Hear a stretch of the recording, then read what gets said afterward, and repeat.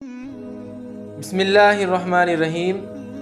حضور صلی اللہ تعالیٰ علیہ وسلم کی بارگاہ میں ایک صحابی حاضر ہوتے ہیں اور ایک سوال کرتے ہیں کہ دنیا کی سب سے طاقتور چیزوں میں بڑی طاقتور چیز کون سی ہے؟ آقا کریم صلی اللہ تعالیٰ علیہ وسلم جواب دیتے ہیں کہ لوہا ہے۔ صحابی نے پوچھا، آقا کیا اس سے بھی زیادہ طاقتور چیز کوئی ہے؟ کہا ہے، اس سے بھی زیادہ طاقتور چیز آگ ہے، کیونکہ آگ لوہے کو بھی پگھلا سکتی ہے۔ پوچھا گیا، آگ سے بھی زیادہ طاقتور چیز کوئی ہے؟ کہا ہے، پانی ہے، کیونکہ پانی آگ کو بھی بجھا سکتی ہے۔ پھر پوچھا گیا، یا رسول اللہ صلی اللہ تعالیٰ علیہ وسلم، کیا پانی سے بھی زیادہ طاقتور چیز کوئی ہے؟